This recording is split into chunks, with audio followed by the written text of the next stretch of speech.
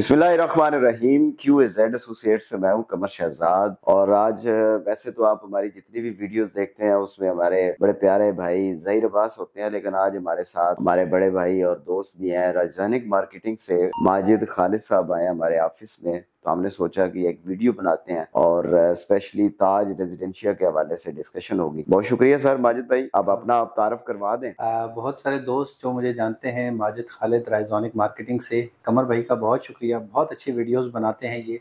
और इनकी कोशिश ये होती है कि एक जो मार्केट में ट्रुथ है, मतलब बहुत सारे लोग चीज़ें बेचते हुए बहुत सारी बातें कह देते हैं, लेकिन इनकी ये कोशिश होती है कि जिस प्रोजेक्ट में भी काम किया जाए पहले उसकी ऑथेंटिसिटी देखी जाए और उसके बाद उन चीज़ों पर काम किया जाए। तो आज की वीडियो में भी हम कोशिश करेंगे कि आपके साथ एक ऐसा प्रोजेक्ट शेयर करें जिसमें एक अच्छी इन्वेस्टमेंट को प्लान किया जा सकता है, उसके कुछ प्रोज एंड कॉन्स हैं, वो चीज़ें भी हम शेयर करेंगे।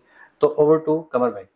अच्छा सर, आते हैं जी कि सबसे पहले कोई ऐसी सोसाइटी जो उसके पास एनओसी, क्योंकि एनओसी का भी बड़ा इशू होता है, हर बंदा सवाल यही करता है कि एनओसी है या नहीं है।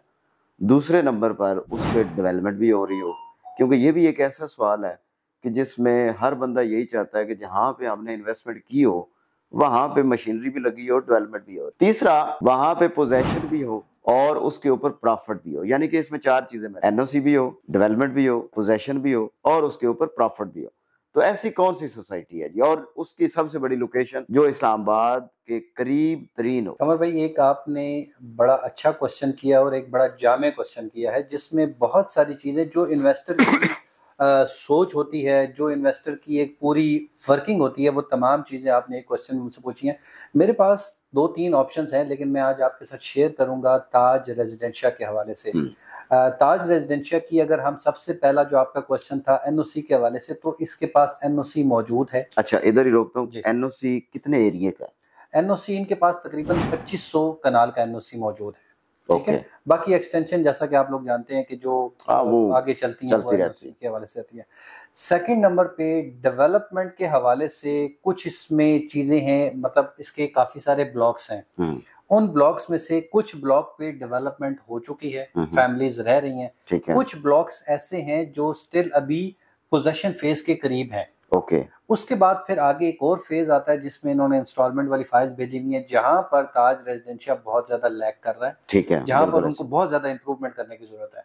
मतलब ये एक बड़ी अच्छी बात है कि आपने बताया है कि आपकी जो इंस्टॉलमेंट वाली फाइल्स हैं वो माइनस कह रहे हैं ना, लेक मतलब वो माइनस में है, जहां पे हम कह सकते हैं कि ताज रेजिडेंशिया में भी माइनस है, प्रॉफिट भी है, पोजेशन भी है, एनओसी भी है, डेवलपमेंट भी है।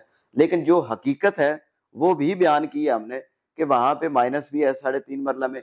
लेकिन इसमें एक और चीज आती है कि लोग ये सोचते हैं कि यार हमारी फाइल माइनस में है तो हम इसमें इंस्टॉलमेंट जमा नहीं कराते हैं, क्योंकि अभी आपको पता है कि जिस तरह 8 मरला की उन्होंने बेल्टिंग कर दी है, उन्होंने बेल्टिंग अभी उसमें हो गई है, अभी कैटेगरी की सिलेक्शन वगैरह हो रही है उस पे। अच्छा, उसकी अभी बेल्टिंग अभी वैसे तो उन्होंने वो डेट क्लोज कर दी थी, क्लोज हो गई है। उस पे जो लोग अच्छे प्लॉट कैटेगरी के प्लॉट लेना चाहते हैं उनके लिए एक स्लॉट अभी ओपन है 18 तारीख तक। अच्छा, 18 तारीख तक। मतलब ये है कि हम कोशिश करते हैं कि हम आपको हकीकत पे मबनी चीजें बताएं। हम ये नहीं कहेंगे कि भाईजान एक सोसाइटी की तारीफ की है तो बस तारीफ ही करते रहें। तनकीद करना भी हमारा फर्ज बनता है, क्योंकि मैं अपनी अक्सर वीडियो में ये कहता हूँ कि अगर हमने किसी सोसाइटी की तारीफ की है ना, तो आप तारीफ सुन के खुश हो रहे हैं, मैनेजमेंट की बात कर रहा हूँ, तो तनकीद भी सुना करें, क्योंकि तनकीद जो सुन के उस पे अमल करता है, मेरा ख्याल है कि वो प्रोजेक्ट भी कामयाब होता है और वो इंसान भी कामयाब होता है। बिल्कुल ऐसा ही। अच्छा, इसके बाद जी आ जाते हैं, बिल्कुल बड़ा अच्छा आपने बताया कि एनओसी भी है और दोबारा इसका आपने जमा भी कराया हुआ है। इसमें आपका थर्ड क्वेश्चन जो था पोजेशन के हवाले से था। तो पोजेशन में ऐसा है कि आपके पास बहुत सारे ऐसे ब्लॉक्स मौजूद हैं, तकरीबन 5 से 6 ब्लॉक्स ऐसे मौजूद हैं जिसपे आपके पास ऑन ग्राउंड प्लॉट्स मौजूद हैं।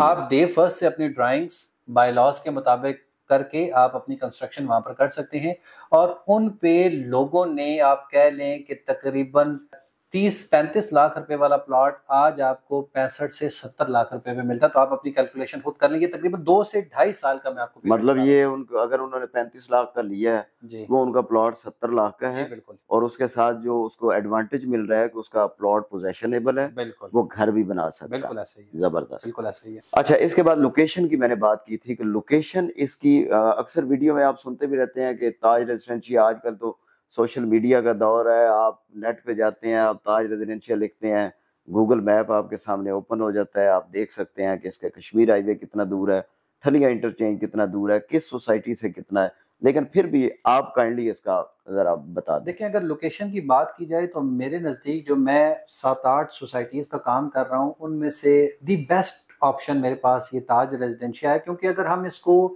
جی ٹی روڈ سے دیکھیں، مین جی ٹی روڈ سے تقریباً آپ 6 سے 7 منٹ میں پروجیکٹ میں پہنچ سکتے ہیں. بالکل پہنچ سکتے ہیں. اگر ہم C D A sector I-16 کی طرف سے آ رہے ہیں تو جو آپ کو پتا ہے کہ 16th ایونیو 17th ایونیو پہ کام ہو رہا ہے، وہاں سے اگر آپ نکلتے ہیں تو ہارڈلی آپ 10 سے 15 منٹ میں آپ یہاں پر پہنچ سکتے ہیں. اس کے بعد اس پروجیکٹ سے آپ پنڈی کی طرف موو کرنا چاہیں یا اسلام آباد کی کسی بھی ڈیسٹینیشن میں موو کرنا چاہیں تو وہ 20 سے 25 منٹ کی ڈرائیو پر آپ 360 ڈگری جو ہے وہ موو کر سکتے ہیں. مطلب آپ نے موٹر وے پہ آنا ہے، موٹر وے پہ بھی آ سکتے ہیں. یہ تو اور ایزی ہو جائے گا جب 16 اور 17 ایونیو بنے گا تو آپ کا کشمیر ہائی وے بھی قریب، آپ نے اسلام آباد ٹول پلازا قریب، موٹر وے قریب. اس میں جو انسٹالمنٹ والے بلاکس ہیں، جو زمینوں کی خریداریاں ہو رہی ہیں، جو بہت سارے لوگ کہتے ہیں جی کہ ان کے پاس زمین نہیں ہے، تو یہ ٹھلیاں کی طرف بہت ساری خریداری ان کی ہو چکی ہے. ابھی تک باؤنڈری نہیں لگی، جس کی وجہ سے بہت سارے ابہام ہیں لوگوں کے ذہنوں میں جی کہ یہاں پر ان کے پاس زمینیں نہیں ہیں، ہم کیوں اپنی قسطیں ادا کریں.